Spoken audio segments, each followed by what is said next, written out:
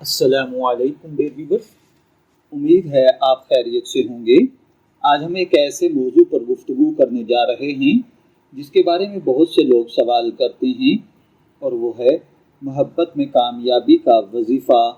اگر آپ کسی سے جائز اور حلال رشتہ چاہتے ہیں، نکاح کی نیت رکھتے ہیں لیکن بار بار رکاوٹیں آ رہی ہیں، گھر والے راضی نہیں ہو رہے یا حالات آپ کے حق میں نہیں بن رہے، تو یہ ویڈیو آخر تک ضرور دیکھیں، کیونکہ آج ہم ایک ایسا قرآنی وظیفہ بتائیں گے جو اللہ تعالیٰ کی رحمت اور مدد کی دعا کے طور پر پڑھا جاتا ہے۔ لیکن سب سے پہلے ایک اہم بات نوٹ کر لیں، اسلام میں کوئی بھی وظیفہ کسی انسان کو زبردستی اپنے قابو میں کرنے، اس کی مرضی ختم کرنے یا ناجائز تعلق قائم کرنے کے لیے جائز نہیں ہے۔ اگر آپ کی نیت حلال یعنی نکاح کی ہے، خیر اور بھلائی کی ہے، تو دعا اور اللہ کے ذکر کے ساتھ امید رکھی جا سکتی ہے۔ اللہ تعالیٰ قرآن پاک میں فرماتے ہیں کہ وہ دلوں کو پھیرنے والا ہے، اور جب وہ چاہے بند دلوں میں بھی محبت پیدا کر دیتا ہے۔ اس لیے اصل بھروسہ صرف اللہ تعالیٰ پر ہونا چاہیے، نہ کہ کسی تعویذ، جادو یا غیر شرعی عمل پر۔ چلیے اب ہم وظیفہ جان لیتے ہیں۔ اگر آپ کسی سے نکاح کرنا چاہتے ہیں تو 5 نمازوں کی پابندی کریں۔ نماز کے بعد 3 مرتبہ درود ابراہیمی پڑھیں، اس کے بعد 313 مرتبہ یا ودود یا ودود یا ودود پڑھیں، پھر دوبارہ 3 مرتبہ درود ابراہیمی پڑھیں۔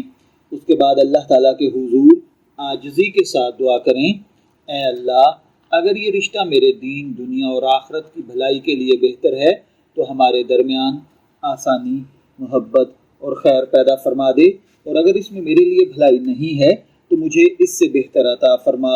اس وظیفے کو 5 نمازوں کے بعد اول آخر 3 مرتبہ درود پاک کے ساتھ 313 مرتبہ 21 دن تک مسلسل بلا ناغہ پڑھیں۔ یاد رکھیں، صرف وظیفہ پڑھ لینا کافی نہیں ہوتا۔ اپنے اخلاق اچھے بنائیں، والدین کی رضا حاصل کریں، سچی نیت رکھیں، گناہوں سے بچیں۔ اگر ممکن ہو تو نکاح کا باقاعدہ پیغام بھیجنے کی شرعی کوشش بھی کریں۔ بہت سے لوگ جلد بازی میں کہتے ہیں کہ چند دن پڑھا مگر اثر نہیں ہوا۔ یاد رکھیں، دعا قبول ہونے کے مختلف طریقے ہوتے ہیں۔ کبھی اللہ تعالیٰ فوراً قبول فرما لیتے ہیں، کبھی کچھ وقت بعد، اور کبھی اس سے بہتر چیز عطا کر دیتے ہیں۔ اس لیے مایوس نہ ہوں بلکہ اللہ تعالیٰ پر کامل یقین رکھیں۔ اگر آپ کی محبت حلال، نیت صاف اور مقصد صرف نکاح ہے تو اللہ تعالیٰ آپ کے لیے ضرور خیر کا راستہ نکالے گا۔ اگر کوئی شخص آپ سے یہ دعویٰ کرے کہ وہ چند گھنٹوں میں کسی کو دیوانہ بنا دے گا یا زبردستی محبت پیدا کر دے گا یا لاکھوں روپے لے کر روحانی عمل کرے، تو ایسے دعووں سے بچیں۔ اسلام میں جادو، ناجائز عملیات اور دھوکہ دہی کی کوئی گنجائش نہیں ہے۔ اللہ تعالیٰ ہم پر اپنا کرم اور فضل فرمائے۔